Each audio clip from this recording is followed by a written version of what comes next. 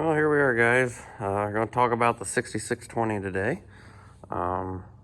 Guess I'm just going to give a brief or fast overview of how to change it over from beans to corn. I'm not going to fire it up and adjust stuff that needs to move, but I'm going to show you how, and I'm going to show you what needs adjusted to.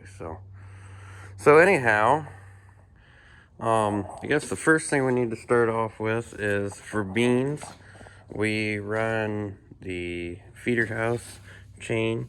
We need to, it goes on the big one for beans and the small one for corn. So we gotta loosen this bolt up, take the slack out of it, and then loosen these two up and slide that in and, repeat. I got the shield off of that. That normally goes over there. The next thing you do is when you're getting ready to put the corn head on, make sure that the hydraulics is hooked up for the reel, and then hook the variable speed feeder house back up. And I like to tuck the dial-o-matic cord down in so nothing can get on it.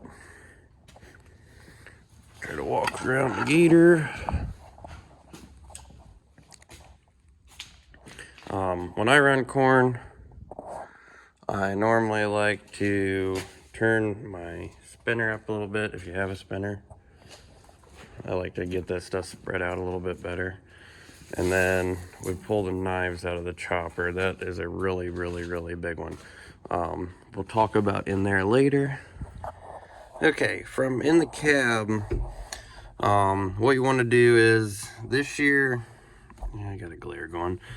I ran my beans around that 500 mark. For the corn, we're just going to dial it back to 400 to start out with and play with that.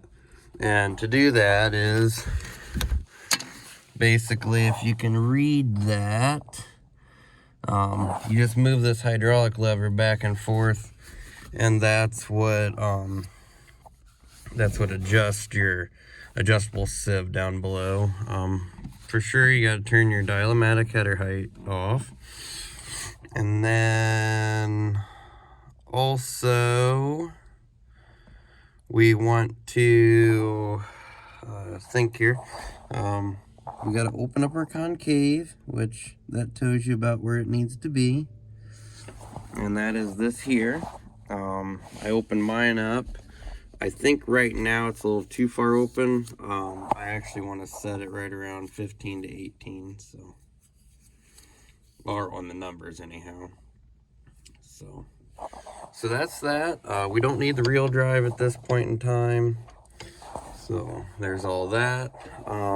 I did run a little bit of corn already. I have, so that is there. That's basically all the in-cab adjustments is your speed, and like I said, your concave, and then the sieve and the chaffer. So the chaffer is your top one, your top set of screens. That basically takes all your big stuff off. So this handy plate works very handy to crawl on, but anyway, I've got that a little too far open. I'm gonna have to choke it down a little bit. And then your sieve is on the bottom. Basically, you want some tailings, but you don't want so much tailings that it's just absolutely full. And then that basically cleans the little cob out and anything that isn't able to get out of there.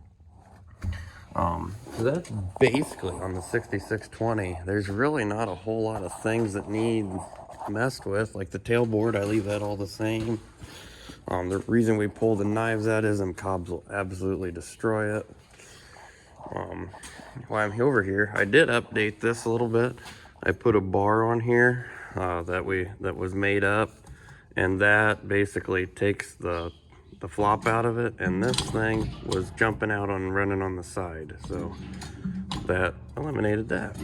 So, and then this is your adjustment for, yeah, I got it way open right now, so, but that's your adjustment for the corn, or for the concave. So, and then once you get the header on, I like to crack the accumulator open just a touch, just so it takes that initial bounce when you lower the head up or head down off. But I gotta close it on this combine when you take it off, or it fights you. So anyway, that's basically all we gotta do. A lot of guys, if I can get up here on the gator again, a lot of guys, when they're doing that stuff, they also, I only got one hand, so I don't want to open that, but anyhow, anyway, come to the other side. You gotta switch this drum around. I normally just run mine constant how it is. Actually, right now, I'm not positive where it's at. So it looks like it's in the upper position. So I should check the feeder house tension. Should do that. I do like to peek in here and make sure all these guys are turning, which all of them look like they have been. They're all shiny. And I also need to dump the stone trap. Gotta dump the stone trap. I'm not gonna dump it in here. So, and then this right here is your variable speed. This is what changes your variable speed for the cylinder drive. So that's that. Not a very in-depth video. Just wanted to kind of go over the things to switch back and forth from beans to corn. So, and my improvements I've done. My paint is finally, it's coming off a little bit on my new feeder house plate. The slats aren't rubbing, so that's material. See, that thing floats. I also made these sweet little corners here. I did make a couple extra. If anybody is looking for some, I might be able to sell a set. These right here are offered from Deere at $50 a piece.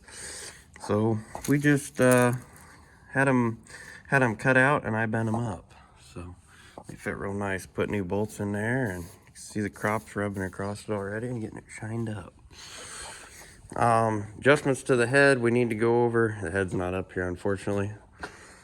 I need to grease gearboxes, and I need to go over the chains, make sure they're all tight and make sure they're in working order. And I also need to grease the idlers if I forget if they have greasable idlers on it. Also, I think I'm going to bring in the deck plates a little bit, because I've got a field that is very, very frail, and I gotta take care of that. So, because it's shelling out, but there's a little bit of cob in there. We're working on fine adjusting that. So other things we've gotten done recently. The 30-20 yesterday. Dad and I went ahead and put the wide front end on it. 30-20 diesel power shift that was in a couple videos back. It's looking really sweet on there. We went ahead and put these 750/16 front tires on it. So I'm all excited about that. I was going to do plant some barley with it, but I just haven't had time. I didn't have time to get the wide front end on. So there it is. It's looking really, really cool.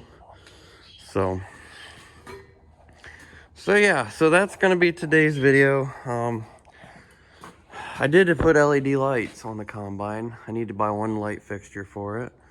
So, and I still got to figure, maybe anybody that's listening here can help me. I still got to figure out when I turn it to field position, the field lights stay on for a couple seconds and then poof, go out. I don't know if it's a circuit breaker. I don't know if I got a ground strap issue. I guess if anybody's had that issue occur, let me know. I lose the bottom lights, I lose the auger light, the bin light, and I lose four-way flashers. But I still have turn signals. So yeah, there's the 6620. And I guess I've been rambling long enough. Hopefully this is a good video when I go to edit it and everything makes sense and you guys can understand what's going on with changing it over. I wish there's a way to turn this thing down to slow, but I don't think there is.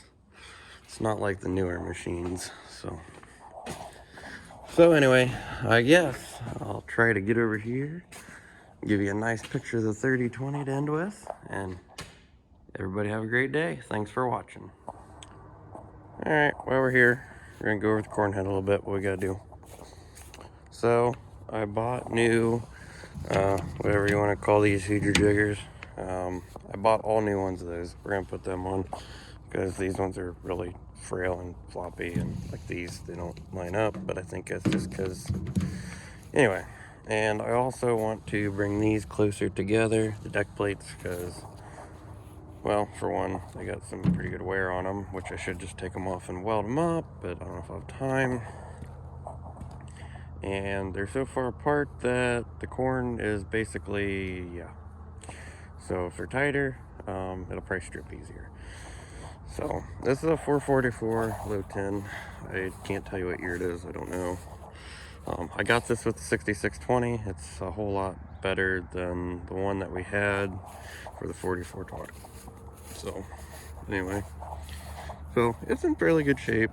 I think it's seen some acres, but it's getting the job done. So we're gonna keep using it.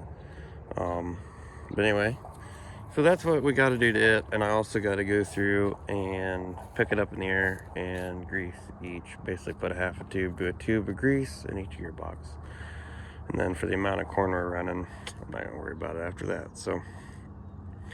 So anyways, now we're gonna end the video. So now that you know everything we got to do to get ready for corn, and that is it. And here's some of the years that we're running. They're not perfect, but they're not horrible. Too bad.